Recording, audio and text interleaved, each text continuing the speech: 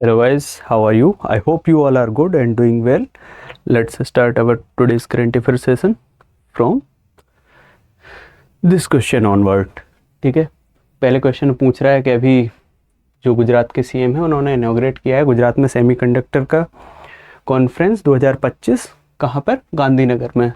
तो simply question पूछ रहा है कि इसका थीम क्या था। इसका थीम था silicon Gujarat powering India semiconductor revolution.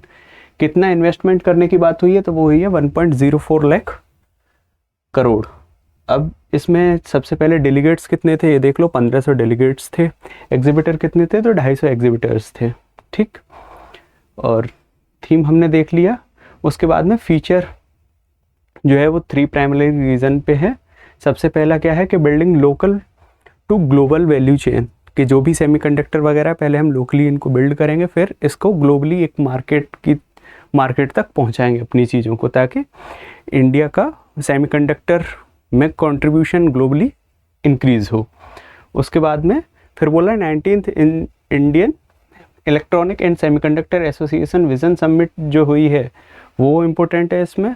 और फिर second Indian semiconductor and packaging ecosystem conference भी इसी में हुआ है। तो ये प्राइमरीली 3 इसमें जो इवेंट्स भी हुए हैं। ठीक है, देखो सिंपली है कि अभी जो सेमीकंडक्टर कॉन्फ्रेंस हुआ है इसमें 3 इवेंट और हुए हैं। पहला कौन सा है तुम्हारा? Building local to global value chain से रिलेटेड।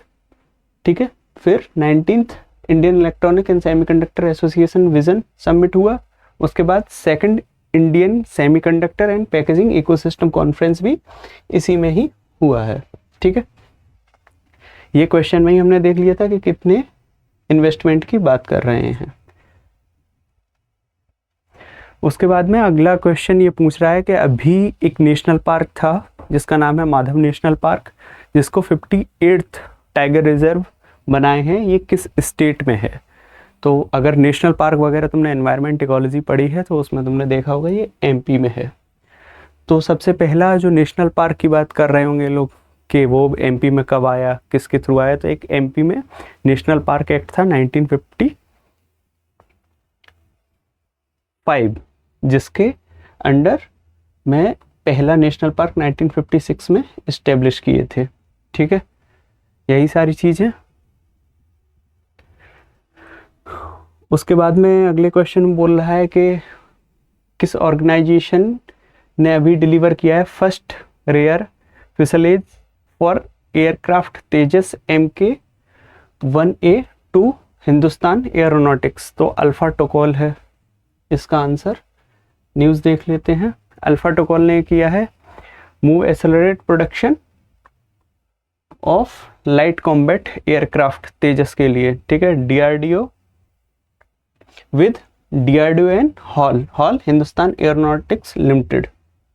ठीक है, अगले क्वेश्चन बोल रहा है कि 5 इंडो पैसिफिक कंट्रीज हैं जिन्होंने अभी सी ड्रैगन एक्सरसाइज स्टार्ट की है, जो कि 6 मार्च से हुई है। 6 मार्च से 19 मार्च है शायद। ठीक है, तो इनमें से कौन सा इसका पार्ट नहीं है? तो तुमको पहले इसका हिस्टोरिकली बैकग्राउंड पता होना चाहिए। अभी तो क्वेड वाले नेशंस हैं। ठीक है, एक उनमें साउथ कोरिया जो है एक्स्ट्रा है, उससे पहले न्यूजीलैंड वगैरह ये सारे इंक्लूड थे। तो एक एक करके कभी कोई जुड़े हैं कभी कोई हटे हैं, वो सारी चीज़ें हैं। तो इसके अकॉर्डिंग न्यूजीलैंड नहीं होगा आंसर। न्यूजीलैंड आंसर है क्योंकि ये इसका पार्ट नहीं है अभी। तो पार्ट कौन कौन है? पार्ट है India, Japan, Australia, south Korea. अभी ये एक्सरसाइज करा कौन रहा है, कंडक्ट कौन करा रहा है? तो वो USA की जो नेवी है वो करा रही है। ठीक है, 4 मार्च से 19 मार्च तक है। ऑब्जेक्टिव क्या है? टू इम्प्रूव इंटरपोर्टेबिलिटी, मैरीटाइम सिक्योरिटी और ये सारी चीज़ें हैं। ठीक है, कि पैसिफिक ओशियन वगैरह में तुम्हारा मैरीटाइम सिक्योरिटी वगैरह बनी रहे, ट्रैकिंग टेक्निक्स वगैरह हम अपना लें कि कहाँ पर अगर कोई तुम्हारा जहाज़ वगैरह जा रहा है तो उन चीज़ों को टैकल किया जा सके कि कब क्या चीज़ होने वाली है, कोई चट्टान आने वाली है, ये सारी चीज़ें हैं। ठीक है, कॉम्बैटिंग के लिए भी ये सारी एक्सरसाइज की जा रही हैं। प्लस में साथ साथ कोई नेचुरल डिजास्टर वगैरह है तो उनको भी ध्यान में रखते हुए सारी चीज़ें कर रहे हैं। ठीक है, अगले क्वेश्चन की तरफ बढ़ते हैं। तो अगले क्वेश्चन बोल रहा है कि मिनिस्ट्री ऑफ टूरिज्म जो है गवर्नमेंट ऑफ इंडिया का, उसने अभी पार्टिसिपेट किया है ITBP बर्लिन में। अब ITBP बर्लिन क्या है, ये देखो, ये एक ट्रेड फेयर है, ठीक है, बर्लिन में ऑर्गेनाइज करते हैं हर साल। कहाँ में से? बर्लिन में। तो कौन सा स्टेट गवर्नमेंट इसमें पार्टिसिपेट नहीं किया है? मैंडेटरी नहीं अभी होता है कि हर गवर्नमेंट स्टेट गवर्नमेंट जाके पार्टिसिपेट करे, लेकिन जो की हैं उनका नाम याद रखना बहुत ज़्यादा ज़रूरी है। एग्ज़ाम में पूछा जा सकता है कि इनमें से कौन नहीं किया है, ठीक है। तो नहीं कौन किया है इस क्वेश्चन के अकॉर्डिंग, वो कर्नाटका है। तो किए कौन कौन है, सिंपली उनको देखना ज़रूरी है। स्टेट गवर्नमेंट कौन कौन सी? आंध्रा की है, गुजरात की है, उत्तराखंड की, राजस्थान की, गोवा, MP और केरल की, ठीक है। 25 में टोटल डेलीगेशन में स्टेक होल्डर कितने? 40 हैं, ठीक। ITBP क्या है? तुम्हारा एक ट्रेड फेयर है। यही सारी चीज़ें इस क्वेश्चन से रिलेटेड इम्पोर्टेंट हैं। अगले क्वेश्चन बोल रहा है कि द इकोनॉमिस्ट जो है उसने अभी ग्लास सीलिंग इंडेक्स निकाली है। ये किसके लिए होता है कि हर कंट्री में ये देखा जाता है कि यहाँ पर वुमेन्स को वर्किंग फैसिलिटी कितना मिला हुआ है, और उनके लिए जो फील्ड हैं, हर एक फील्ड को ध्यान में रखते हुए देते हैं कि वो महिलाओं के काम करने के लिए कितने ज़्यादा फ्लेक्सिबल हैं, कितना ज़्यादा वहाँ पर ओपन कल्चर है विमेंस को लेके एज मेल को लेके, ठीक है। जैसे मेल फ्लेक्सिबली काम कर सकते हैं, मेल को प्रायोरिटीज़ हैं, मेल को चीज़ें प्रोवाइड की जाती हैं, क्या वैसे ही फीमेल के लिए भी सेटअप है, एनवायरनमेंट है। तो इनमें ये बोल रहा है कि किस कंट्री ने अभी सबसे ज़्यादा लोएस्ट परफॉर्म किया है अपने पिछले 8 सालों में। पिछले 8 सालों में इतना कभी नीचे नहीं हो गया है, लेकिन पिछले 8 सालों के रैंक के कंपैरिजन में इस साल उसकी रैंक गिर गई है। ऐसा कौन सा कंट्री है, ठीक है। तो ऐसी चीज़ें याद रखना बहुत ज़्यादा ज़रूरी है। एक तो वुमेन एम्पावरमेंट से रिलेटेड है, वुमेन के वर्किंग कल्चर से रिलेटेड है। तो आंसर होगा तुम्हारा पोलैंड। इससे पहले आइसलैंड जो है वो टॉप पे रहता था, लेकिन इस साल स्वीडन टॉप किया है और वो 2nd नंबर पे आया है। और पोलैंड का रैंक 8 गिर के 13 हो गया है। स्वीडन फर्स्ट आया है, आइसलैंड 2nd, फिनलैंड 3rd है, ठीक है। उसके बाद में USA और ब्रिटेन जो है उनका भी जो रैंकिंग है वो इम्प्रूव हुई है। याद रखने की चीज़ जो है वो ये है कि 8 सालों में कभी इसका इतना रैंक नहीं गिरा था जितना इस बार गिरा है, ठीक है। नॉर्डिक कंट्रीज कंटिन्यूली लीड कर रहे हैं इसमें, और पोर्चुगल का जो रैंकिंग है वो लगातार हर साल बढ़ रहा है, ठीक है। और सारे के सारे अक्रॉस 29 जो तुम्हारे OECD कंट्रीज हैं उन्हीं के लिए मेनली पब्लिश की जाती है इंडेक्स, ठीक है। अगले क्वेश्चन बोल रहा है कि तुम्हारा जो WMO है, वर्ल्ड मेट्रोलॉजिकल ऑर्गेनाइजेशन है, इसने अभी पार्टनरशिप किया है 2 के साथ, GCOS और GEO के साथ में, ठीक है। तो इन्होंने एक प्रोजेक्ट लॉन्च किया है अपने हेडक्वार्टर से। उस प्रोजेक्ट का नाम क्या है? तो उसका नाम है आई क्लाइमेट एक्शन।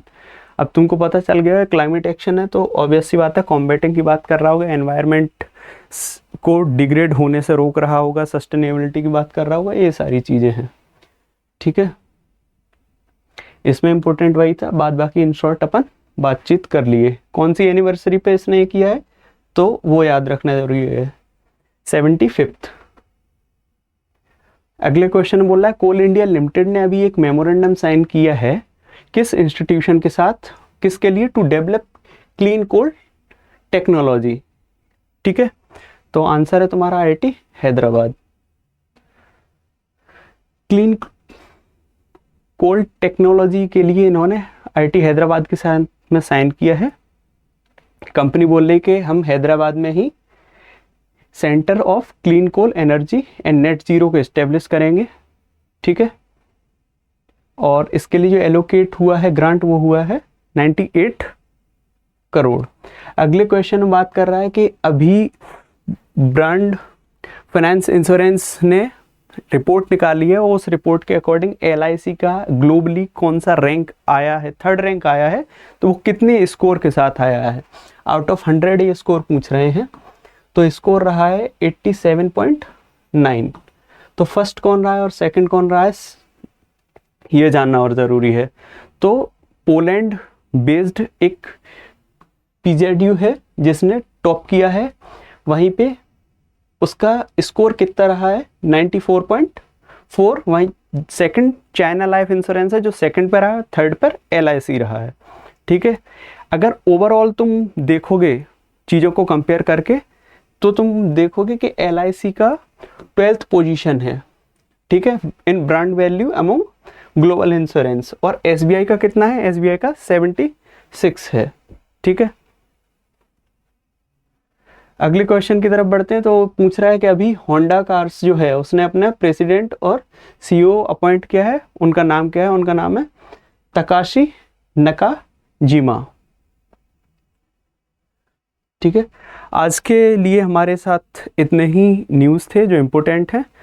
इस तरह से हम आपके लिए न्यूज़ कवर कर रहे हैं कि आपके एग्ज़ाम को और ज़्यादा बेहतर तरीके से हेल्प मिले कि आप सही से एग्ज़ाम में स्कोर करें।